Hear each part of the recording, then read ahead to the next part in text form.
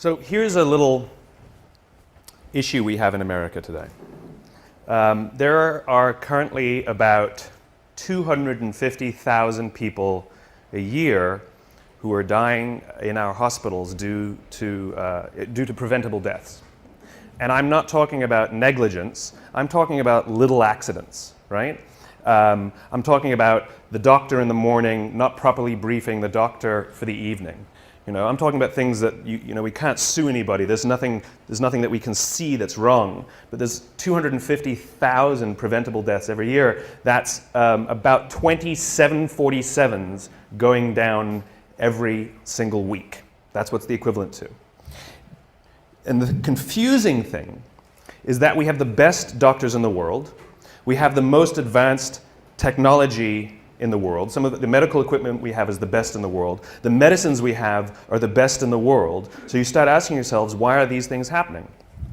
And the reason is not because of any of those things. The reasons are actually something vastly more simple. It's something very, very human. 5% of hospital administrators are doctors. Most of them are number crunchers. Hospitals are run like businesses. Hospitals are run by the numbers. And the problem isn't the people who are giving the care. They're very highly trained. The problem is the way those people are cared for. Because what we've done is we've created cultures in hospitals where the people who are doing the caring aren't cared for. And so all of these little preventable deaths are happening because they don't feel like they're a part of anything. They're just doing their jobs and they don't get along that well. And there's not a lot of camaraderie. And the impact is death, right? Now, I use this example because it's exaggerated because the impact is so powerful. But the problem is the same in our own companies, right? Which is we come to work and we're told, you must care for your clients, you must care for your customers, you must make them the focus of all you do, and yet why aren't the people who are managing us from the top caring about us? So, yes, in a hospital the impact is worse, but the impact that we're having on the outside world is just as bad. In other words, we're not working at our best. We don't care for the things we're doing. We're not helping each other is the most important part. And the residual impact is that we are unfulfilled by the work that we do. And when we're unfulfilled by the work that we do, we focus on the details. And when we focus on the details, we retract from each other. When we retract from each other, we feel lonely. And when we feel lonely, cancer goes up, heart disease goes up, diabetes goes up. In other words, by going to work, we're killing ourselves. Literally. There's another study that was released not that long ago that says that parents who work late, the negative impact that it has on their children is little to none. They may feel guilty as parents, but the negative impact that it has on the raising of their children is little to none. However, parents who come home from jobs they hate or don't love, their kids are more likely to be bullies at school. And now you think about the bullying epidemic we have in America, right? Where there's this disturbing number of young children who are killing themselves, suicides, because of bullies. The problem is not the schools. And the problem isn't even the parenting. The problem is the jobs the parents have. This is the importance and this is the power of the work that we do and the places we go to work, right? Most of us, I mean, like if you listen to the unemployment statistics, they say, you know, we're all-time high, record high, 9 to 10% unemployment, right? And people go, oh my God, that's terrible. And I hear that number and I go, well, that means 91% still have a job. Right? Now, granted, we want to get that employment number up, but that means 91% are still going to work. The question is how many of them are coming home fulfilled by the work that they do, and how many of them are waking up inspired to go back to work the next day? If we don't love our works, we don't look out for each other, and if we don't look out for each other, we feel lonely. If we don't feel lonely, all these negative things happen. So what example can I share with a creative audience about how to change this? The United States Marine Corps. I had the great honor last week of spending a week with the Marines. I spent a couple days at Camp Lejeune, and then I went for a few days to Paris Island to watch them go through boot camp. And this is it's a remarkable, remarkable human experiment that they're doing. And even though they know what works, they don't know why it works, but they don't need to know why because they know that it works, right? But what's happening is they're taking a group of strangers, people who don't know each other, who are showing up, and within a very, very short period of time, learn to trust each other so much that they would give their lives for each other.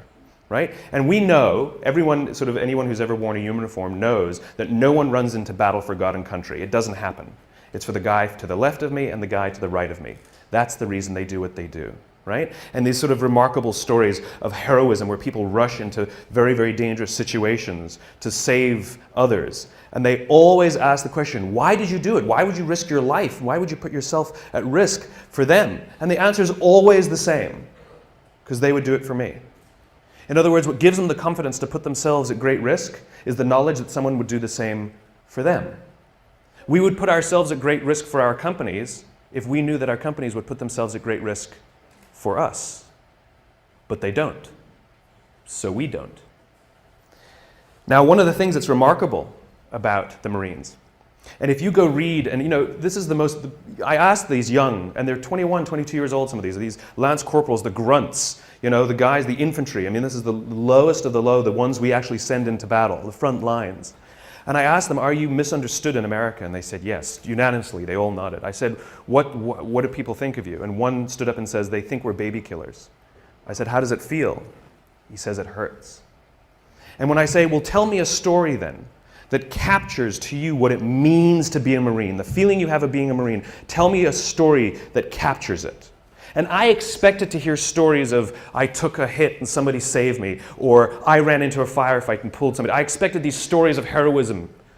Not a single story like that came out. Now, I'm sure those stories exist, but those aren't the stories they told me that capture what it means to be a Marine. One of the stories they told me was a young boy in Afghanistan who would come around every morning and sell kebabs to the Marines. And then one day he showed up and he was all beaten up. And he didn't go to his parents for help and he didn't go to his friends to help. He came to the Marines for help because he trusted them more than anyone else.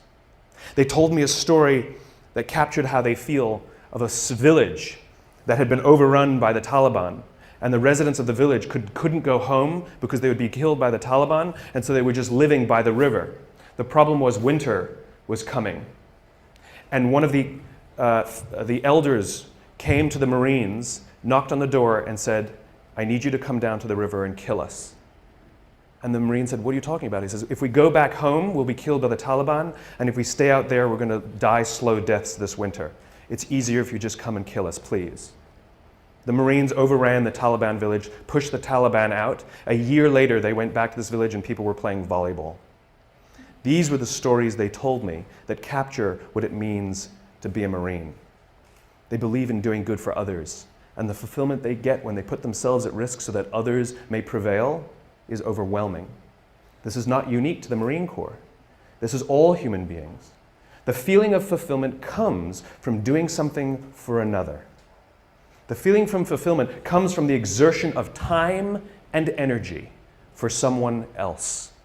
If you are walking to work and you throw a few pennies in a cup, and you come to work and you say to your friends, hey guys, I gave $1 to somebody homeless this morning. What are your friends going to say?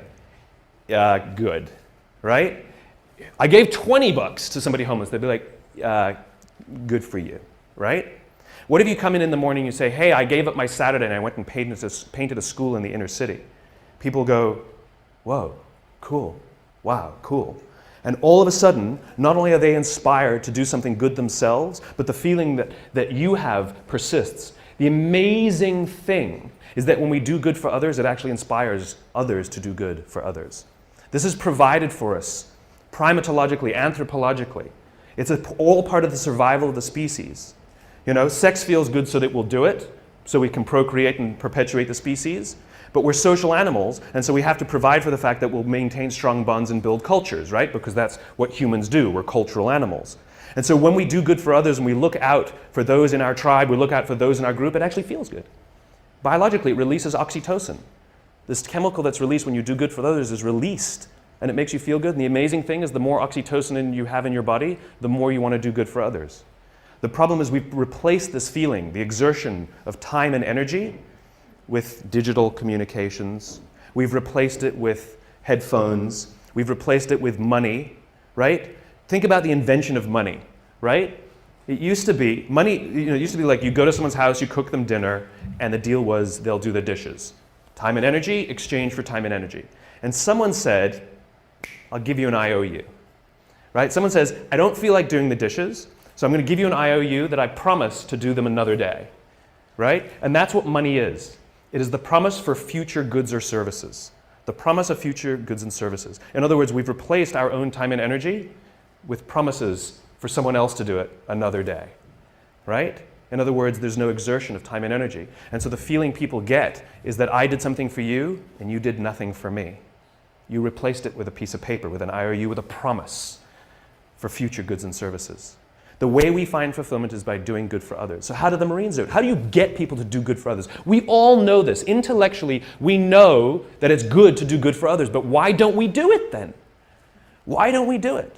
And what the Marines learned is something that I completely did not expect. They can't just yell at these guys to help each other. That's not what happens. There's a few things that they have to do first. So we all have heard of the obstacle course, right? The Marines have a thing called the obstacle course. And this is where they build anaerobic strength and aerobic strength, muscle strength, and it's timed and all of this good stuff. They have another course called the confidence course, and it's never timed. And most of the obstacles on this course cannot be completed by yourself. They must be completed in teams. You have no choice. That's just how it's designed. And what they say is the first 2 weeks of boot camp, everybody's there to outdo each other and prove that they're strong. Just kind of like when we start in a job, we want to show how great we are, we'll work a little harder, we'll do good work, look how good my design is, right? It's all about us and how good we are, right? But they keep putting them in situations where they can't do things by themselves. And what starts to happen very slowly, they said after about 2 weeks, they start cheering for each other. Now they get in trouble when they do, but they start cheering for each other. And then before too long, you see them organically start helping each other. And what happens is if there's one person who's weak and refuses to help the others, or even if there's one person who's strong, who's, I was the star college athlete, and they get to the end of every obstacle and they just stand there and wait for everybody to finish and they don't help each other, what starts to happen is organically the group starts to ostracize that person. Organically, they get ostracized until they learn that the only way that they will get through this thing, the only way they will survive boot camp, is if they ask for help because they have no option. The problem is, no one will help them until they're willing to help another. It's the deal we have to make. It's called vulnerability and risk. We have to take the risk to make ourselves vulnerable. Yes, you might do something for someone else and they may not do something back for you. That's the risk you run. That's the risk you run. It's not about giving everything to them and sort of huge, big, overwhelming risks. It's about little things and little things. It's like going on a date, right? It's like if I went on a date with somebody, and I came home and I said, after one date I said, I'm marrying her. And people are like, what are you, nuts? I'd be like, I'm in love. They're like, but this is crazy. I'm like, I know, I'm in love, She feels the same way. We both know it's nuts, right? Now you know that you're going to be like, go on a couple more dates, right? We know instinctively that the strong bond that needs to be created first takes more than a week, right? We know that, right? But if I've been dating somebody for 7 years and we haven't, married, you'd be like, dude, what is wrong, right? In other words, we know that it takes more than 7 days and we know that it takes less than 7 years.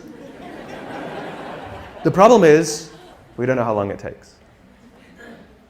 It's somewhere in the middle. All human bonds are the same. Like when you show up at work, when you show up for the first time, when you're new, don't expect that people will look out for you and they won't expect you to look out for them in 7 days. It won't happen. But if you've been working at a job for a few years and you don't have the absolute confidence that if you turn your back you will not get stabbed, you can rely on somebody, you can give them something, nothing will go wrong, you will share the credit, no one will throw you under the bus. If you don't have that in a few years, something's wrong. Something's wrong. I don't know how long it takes, but I know that's more than a week and I know it's less than 7 years. And the Marines fundamentally understand that before anyone is willing to put themselves out for another, they have to have self-confidence. Real self-confidence. You have to be confident in yourself and your own ability before you're willing to help another. If you're insecure at all about your own ability, it's sort of a paradox, right? How can I overcome my confidence, my self-confidence? And we all have ego issues at all times, we all do, right? But if I'm not confident in myself, I won't help another. It's a paradox because then we need someone to look out for us before we're willing to help our peers, right? This is what management is supposed to do.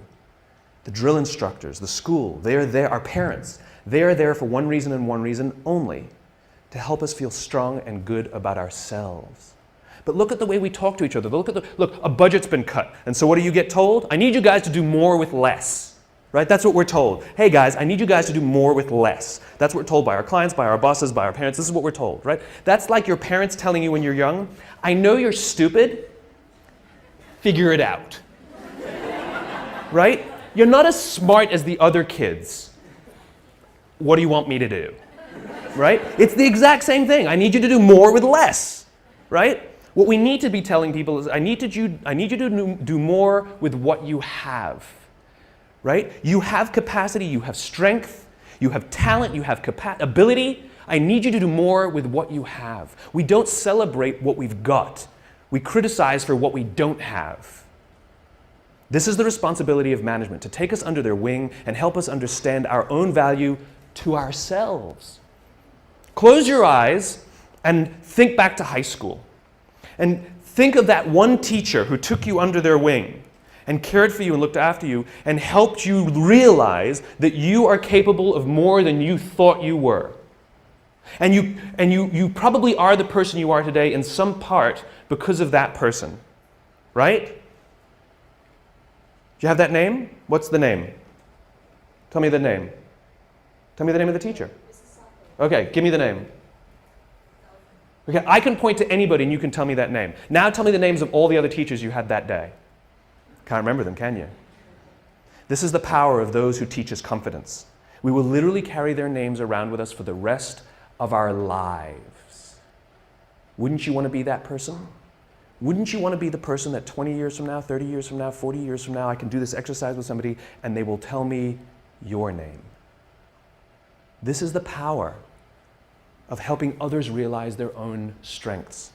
This is what management and leadership is supposed to be doing. They're supposed to be caring for us and helping us realize our own value. And by the way, if you have anybody who reports to you or works for you, your responsibility is not to make them meet the deadline. Your responsibility is not to make sure that they do as you say. Your responsibility is to make sure that they understand their own strengths, their own value, and that they are way, way more talented than they think they are. And the only way they will learn that is if you put them in situations in which they can fail. And you hold them and you support them and you give them talent and you give them skills and you give them education and you watch their backs, and if they fall over, you encourage them to get back up, and if they fall over, you encourage them to get back up, and if they fall over, you encourage them to get back up until they figure it out themselves. It's called confidence. It's your responsibility to help others find it, and it's others' responsibility to help you find yours. And the amazing thing is, as soon as you start feeling confident in your own ability, you naturally help each other. That's what happens. It's called trust. In the military, they give medals to people who are willing to sacrifice themselves so that others may gain. In business, we are willing to give bonuses to people who will sacrifice others so that we may gain. We have it backwards. And then we complain about how we don't love our jobs, and we complain about how the work is suffering, and we complain about how budgets are being cut, and we complain, and the first thing we do is blame each other and become more selfish and worry about my pay and my benefits and my this, and this is what happens. When we are unfulfilled, we look at the metrics and we say they're not good enough. When we are fulfilled, we don't care about the metrics. This is why when you have a job you love and you get a call that says, I'll offer you tons more money and great benefits, you're like, I'm not interested, I'm not interested, I'm not interested. I'm very happy here, but we'll give you more. That's not the reason I'm here. I'm here because I love it. I'm here because I care for the people I work with, and I'm here because the people I work with care for me. This is the world I imagine. This is the world I imagine. And here's the great thing. If you take little risks, I'm not talking about big things, little things. If you start doing little things for each other, the amazing anthropological response is other people will start doing little things for others too. I was walking down the street 2 days ago, and a guy's backpack was open and a whole bunch of paper fell out as he was walking down the street. And I happened to be behind him, and so my friend and I just we were in mid-conversation, and in mid-conversation, we never even stopped talking. We just bent down, sort of helped him gather his papers, hand them back to him, sort of pointed out that his book bag was, his backpack was unzipped, and he said thanks, and we walked on. It was like no big deal, right? We get to the end of the street, and we stand we're waiting to cross the street. We're still talking, we haven't stopped talking, and the guy in front of us turns to us and says, I saw you help that guy. That was really cool. But here's what's great about that. That guy will go do something for someone else simply because he saw us bend down and pick up paper for someone else. He will actually go do something for someone else because of it. Right? He won't give to charity because he sees me put $1 in a cup.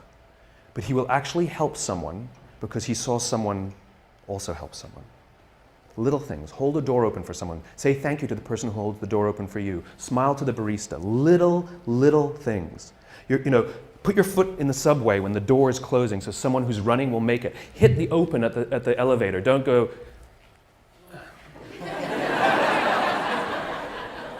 Or pretend you didn't see. That's the best one.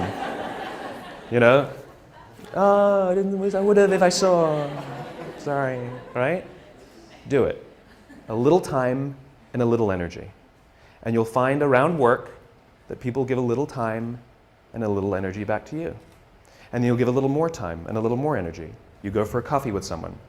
Then you go for a 2-hour coffee. Then you go for a coffee and a lunch. Then you go for a lunch and a dinner. Then you go for a dinner and a movie. And then you sleep over. And then you sleep over 2 nights. And then you go on holiday together. And eventually you get married. Right? It's slow. It takes time. And we can't rush it. If when we rush it, it's all fake. Do things for others and watch how much others do for you. Go get yourself a cup of coffee from the coffee machine in the morning. Make one for someone else. It takes a little extra time. It takes a little extra energy. That's the point. That's the point. And here's the best part. You will feel so good at the end of the day. So good. Thank you very much. Thank you.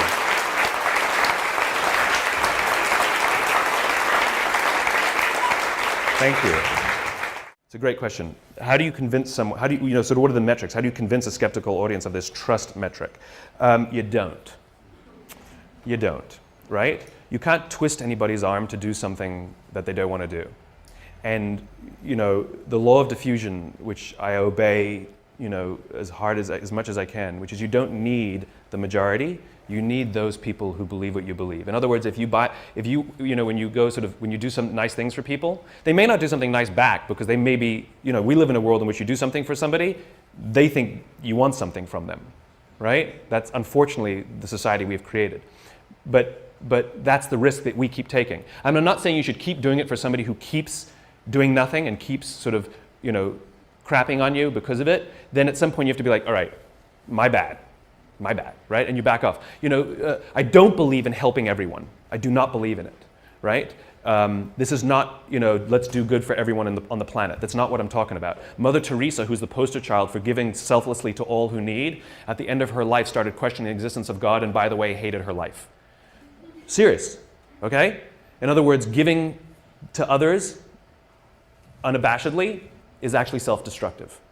It doesn't help, right? And it's just like going on dates with people you don't like doesn't mean you'll eventually click and match, right? There's only one machine that I found that really accurately measures trust better than any other sort of metric. It's called a human being. It's really good at it, right? And so those feelings you get, trust them in one way or the other. It's the little risks, it's the butterflies, it's the unsure. It's the backwards and forwards, it's the dance, it's dating, it's the dance, it's the nerves. It's that. So if there are cynical bastards at your office who don't get it, ignore them. Don't worry about it, because eventually you'll get enough, and those people either come along or leave or be pushed out. Ostracized. Remember, when the group starts helping each other, they ostracize the ones who refuse to help, whether they're strong or whether they're weak. They get ostracized until they learn that they cannot survive without the help of others, and they learn that the only way others will help them is if they help the others, right? The order matters. The order matters. I just thought of something that sort of is pervasive in our sort of digital world. The order matters. Sort of speak honestly about what you want, right? If you are don't do things for people when you want something from them. Just ask them what you want from them. And I'll give you one little example. It's a funny little example. We've all received emails that go like this. Dear Simon. Well, you wouldn't get an email to Dear Simon, but I would. Dear, insert your name, right? Dear Simon, haven't seen you in years. Hope you're well. Congratulations on all you've been doing. It's really amazing. We should get coffee sometime. If you could do me a favor, if you could vote for me on this website, I'm hoping to win, some $1,000 prize for my design, blah, blah, blah. Hope you're well, talk to you soon, Kenny, right? We've all received an email like that. And how do we respond to it? Right? Now, what happens if you get the same email that goes like this? Dear Simon, I'm hoping you could vote for me on this website. I'm trying to win some $1,000 prize for my design. I haven't seen you in years. I hope you're really well. Congratulations on all that you've been doing. We should get a coffee sometime. Thanks, Kenny. Totally different.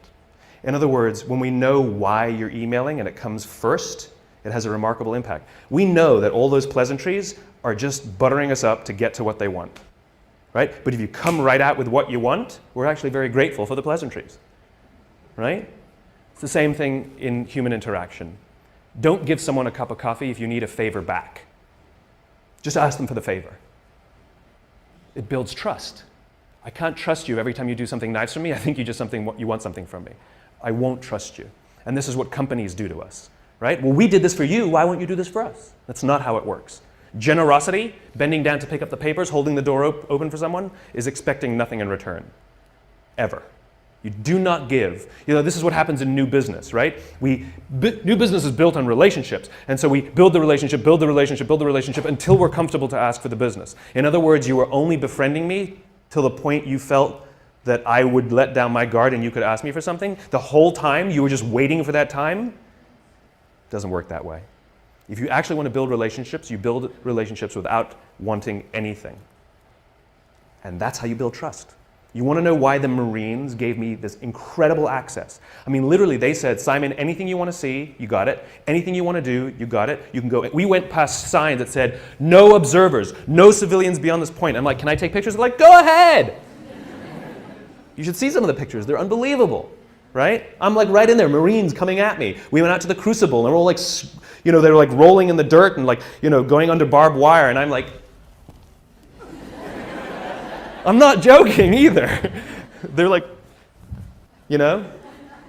unprecedented access that journalists would be jealous of. Do you know why they gave it to me? Because in all the time that I've been visiting with Marines and having meetings with them, I've never asked for anything. I don't want anything, and I don't have anything to sell. I just keep showing up and say, what do you need? How can I help? And at some point they said, when I called them and said, I need a little favor, because they know I haven't been waiting for the favor. It's the time now that I have a little favor. They go, absolutely, whatever you need. It's called human relationships. Companies don't do business with companies. People do business with people. Your company didn't win IBM as a client. Somebody who likes somebody said, we'll hire you. And if they didn't like you, they're just, they're playing roulette. Well, we're betting that, this will work out. Those are the weak relationships. Yes? How do you deal with the boss who's a jerk or at least not getting it? The more we give, the more it inspires others to give. But the more selfish we are, the more others become selfish around us. And so those are organizations in which selfish behavior prevails. And so we see the residual effect, which is they make decisions that ultimately screw us. They destroy our economy because of their selfish behavior, right? We know this is what happens. Same in politics, right? And the answer is, don't worry about it. I know it sounds silly. And your first question is, do I talk about these things to them? I will talk to anyone who will listen. But I don't talk to people who don't want to listen. The good news is there are some good eggs. And there are some of them who've had conversions, where they were the bastards who believed in firing people and screwing people to advance their careers, and something happens. I just met a guy recently who was a very senior executive at a very, very large company, and something happened, and he got hit in the head or something, and he realized, holy cow, I have to look after people, right? And they become obsessed with it, and they start sticking their necks out, and we just need those champions scattered around. And this is what I do. The more I spread this message, the more it's kind of like in the cartoons, sort of the Hall of Justice. The message goes out, and they all sort of wherever they are, they poke their heads up. It's that kind of thing. The more we talk about it, the more we put it in our work. Because don't forget, you're going to help someone who goes home feeling good, and their husband or their wife works in the bank. And they're going to talk how much about they love to, and that might inspire that person. You know, it has all of these residual impacts that we don't really know. This is the funny thing about the internet, which is we're so proud of the internet that we can measure everything. No, you can't. You can only measure one layer, right? So for example, you say, Simon, what's the impact you're having? I don't know is the answer, right? I know I know that it'll take more than a week and I know it'll take 7 years, but I don't know when it's going to happen and I don't know how it's going to get there, right? All I can do is do it, right? But I have no clue how or when. And so, for example, I can measure book sales and I can measure how many hits and I can measure how many people have watched a TED Talk and all of this, but I can't measure, you know, that TED Talk being shown to a room of 50 people, and one of those 50 people doesn't buy a book, doesn't watch a TED Talk, doesn't do anything, but goes out and does something good for somebody else. I have no way of measuring that. And so we're so proud of the internet and its ability to measure everything, but we're measuring one layer where we used to measure no layers. It's like, you know, this is how people work. It's gossamer, you know, it's networked. And so the answer is don't worry about them. Don't worry about them. Worry about the people who you can care for, who you can give to, and when we reach a critical mass in society, it will tip, right? And if you don't believe me, the reason it is the way it is now is because it tipped the wrong way. There was no such thing as massive layoffs as business strategy prior to in the 1980s. It just wasn't done. It was done here and there, but it wasn't strategy. The idea of using layoffs to balance the books is a relatively new phenomenon that came for the increase of selfishness in the Gordon Gekko greed is good 1980s boom, right? This was also the same exact period, the 1980s, where the theory of shareholder value was put forwards, right? Because they had all of these people buying large companies and installing professional managers to run the companies that they bought, that they invested in, and they had a problem, which is those professional managers were paid for by the company, and those professional managers cared for the employees and the customers. And so the investors said, how do we protect our investments? We've got an idea. We're going to give them equity in the company and bonus them based on the performance, right? And so the shift happened where the CEOs started caring more about the investors and stopped caring about the customers and the employees. Those were theories introduced by some Harvard professor in the 1980s.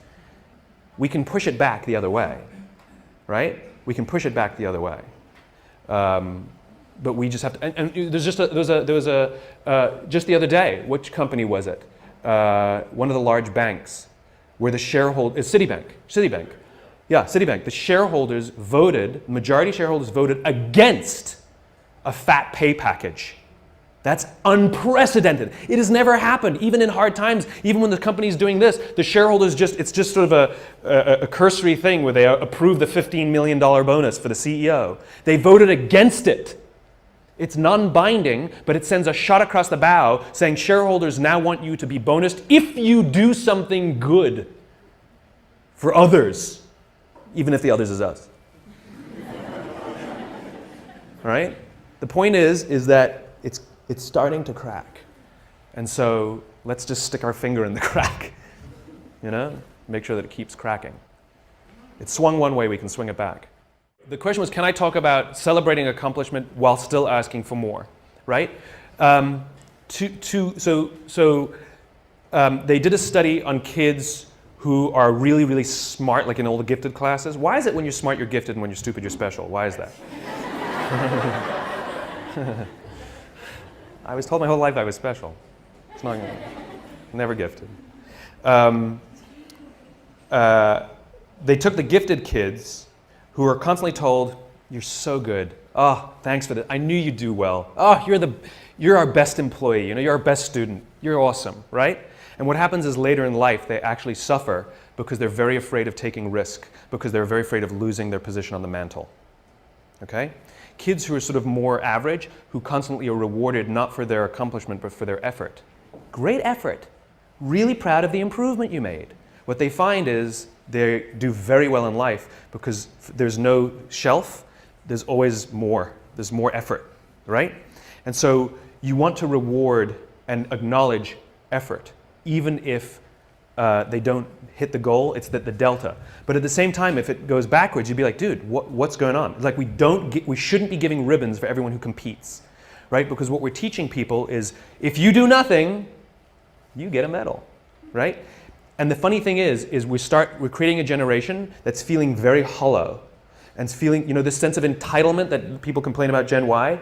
The entitlement is, I don't feel like I've accomplished anything. And the funny thing is about human beings is the way we feel accomplished is when we exert energy and time and reach a destination, right? And the more energy and time that we have to suffer through, especially if we suffer together and we get somewhere, it is overwhelming. Think about the best jobs you've ever worked on. Was it the best design?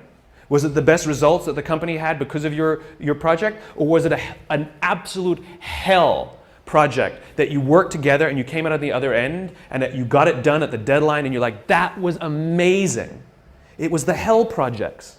It was the things that we had to go out of our ways more, do things for each other, right? Things we weren't thinking of doing. I was wrapping packages. I was doing stuff that designers aren't supposed to do.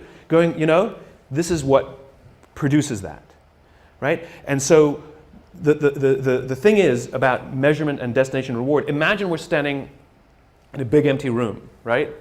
And we're standing in one corner, and I give you a simple instruction. I want you to go to that corner in a straight line, right? Off you go, no big deal, right? Without telling you, I slip a chair in front of you. What do? You go around the chair. Now you just disobeyed what I told you to do. I told you to go to that corner straight line. But this is the amazing things about human beings, which is when we're given a clear destination, we use our own creativity and our own sense of innovation and our own problem-solving abilities to overcome obstacles to get to the destination. In other words, the destination is more important than the route, right? We are flexible about the route. We are obsessed with the destination. Reset. We're standing in the corner together and I give you a simple instruction. Go somewhere in this room in a straight line. And you say to me, well, where do you want me to go? I'm like, I don't know. You're smart. Figure it out. Go in a straight line. And so you pick a point and you start walking. And without telling you, I put a chair in front of you. And what do? You come to a grinding halt. And I say, what did you stop for? You go, well, you put a chair in front of me. Or you'll make a sudden turn and go in another direction, right? And this is the problem. It's the same obstacle. The difference is when you have a clear destination, the obstacles become easy to overcome. When you don't have a clear destination, you keep coming to a grinding halt. And what we do in our companies is we're counting the steps we're taking along the route, but we're never looking at the destination, right? So a company says, made $1 million this year, we were only planning on making 800,000. Like we took 10 steps, we're only planning on taking 8. Where are you going? No clue, right? We count the steps. And so the point is that people want to feel that the effort that they're exerting actually are moving somewhere. And so successful measurement, successful recognition is not just for the steps you take. It's not just for the effort. It's that the effort you exerted moved us closer to where we're trying to get to. And that get to should be some crazy ideal. My ideal is to live in a world in which the vast majority of people wake up every single morning, inspired to go to work and fulfilled by the work that they do. And the couple of measurements that I use are if the book is selling, and by the way, people ask me, how many have you sold? I have no clue. I've never asked the publisher because I don't care. I really don't care how many I've sold. What I care about is the Amazon rankings and that those are going steady or up and not plummeting, because that means other people, right? Because I don't have a publicist, I don't have a marketing strategy on purpose. I didn't hire one of those companies to sell the book for me. And the reason is because I'm not interested in book sales. I'm interested in the spreading of an idea. And so I just use that as a metric to help me understand, am I sort of marching in because the more I preach, is it resonating? And so you have a couple of these imperfect measurements that help you understand, are you going along the way? So it's not just great effort, look what you achieved, because that's what we're doing now. Right? Our goal is to increase top-line revenues by $50 million. For what reason? Right? Which is, we have to know the destination, and then we say, amazing. You took us that much closer. And if we go to the right, it's because we were overcoming an obstacle. If we hadn't gone to the right, we would have been stuck forever. Thank you. It's not always straight lines. It's not always straight lines. But it's in one direction. She's pulling the cane out. Thank you very, very much.